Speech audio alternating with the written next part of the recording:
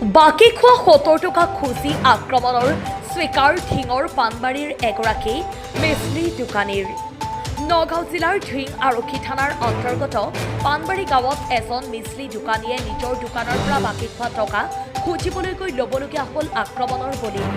গুলজাৰ হুছেইন নামৰ মিছলি দোকানীজনে একেখন গাঁৱৰে ইলিয়াছ নামৰ যুৱকজনৰ পৰা বাকী খোৱা টকা খোজা দুয়োৰে মাজত তৰ্কাতৰ্কি আৰু পিছলৈ মাৰপিট হয় বুলি জানিবলৈ দিয়ে। প্ৰত্যক্ষদৰ্শীয়ে কাজিয়া ভাঙি দিয়াত ঘটনাটো তাতেই ইতি পৰে যদিও ইলিয়াছৰ পৰিয়ালে মিছলি দোকানীসহ মতিবুৰ ৰহমান, ফাইজুৰ ৰহমান আৰু ৰফিকুল ইছলামৰ বিৰুদ্ধে এজাহাৰ দাখিল কৰিছে। ৰাজনৈতিক আখেজত ইলিয়াছৰ পৰিয়ালে লোক তিনিজনৰ বিৰুদ্ধে এনেদৰে মিছা অভিযোগ উত্থাপন কৰি এজাহাৰ দিয়ে বুলি অভিযোগ উত্থাপন হৈছে যদিও আৰক্ষীৰ তদন্তৰ অন্ততহে আচল ঘটনা পোহৰলৈ আহিব। News desk report, Batadrava live. আমার নাম গুলজার হোসেন, আমার বাড়ি পানবাড়ি ৪ নম্বর ওয়ার্ড। তার আমি দোকানটার নামে মিশাল বেচছি, ইলিয়াসের তান মিশাল বেচছি ৭০ টাকা পাই। ১০ দিন পরে আমি টেয়া চাইছি, আমার টেয়া দেয় এক কথা দুই কথা তর্কাতর্কি হ্যাঁ আমার ঘুষি মারছে, ২-৩টা আম বহারে ২-৩টা ঘুষি মারছে। বাদে না লাইজা কাজা ভাঙ্গা দিছে, আমি বাইর গেছি।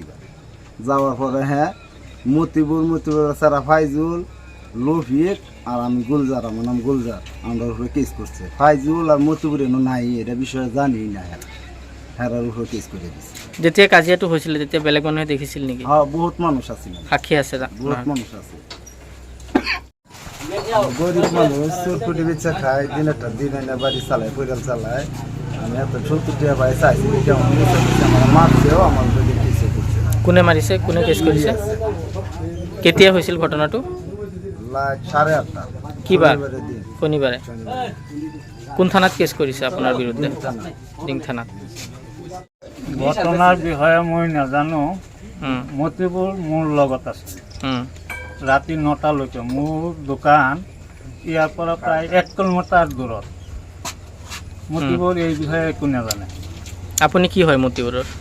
মতিবুৰৰ বাই হয়, সৰু বাই। কেছ আপোনাৰ নামতো কৰিছে নেকি? নাই, মোৰ নামত কৰা নাই, মতিবুৰৰ নামত কৰিছে। মতিবুৰৰ নামত। কাজিয়াৰ সময়ত কেতিয়াও আছিল নেকি? মোৰ লগতে আছিলে। মোৰ দোকান বেলেগ ঠাইত, ইয়াৰ পৰা ১ কিলোমিটাৰ। কাজিয়া হোৱা জেগাত আছিল নেকি? নাই, তাত নাই, মোৰ লগতে আছিল। তো কেছ কিয় কৰিছে? কেছ কিয় কৰিছে? দুজন মেম্বাৰ ফেইল কৰিছে, মোৰ ককায়ে পাছ কৰিছে, সেইটো জিদত কৰিছে। কোন ফেইল কৰিছে?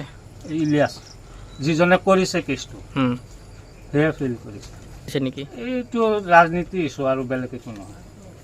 মাৰপিট কৰিছে নেকি? নাই, মাৰপিটৰ বিষয়ে সি নাজানে। কাজিয়া হ'ব নালাগে। ৭০ টকা বিষয় এটা, এইটো লৈ কাজিয়া হ'ব নালাগে। এইটো সি কৈছে যে ১০০ টকা দিলোঁ, আৰু সি কৈছে যে না ৫০ টকা দি ৫০ টকা লৈ গৈছে।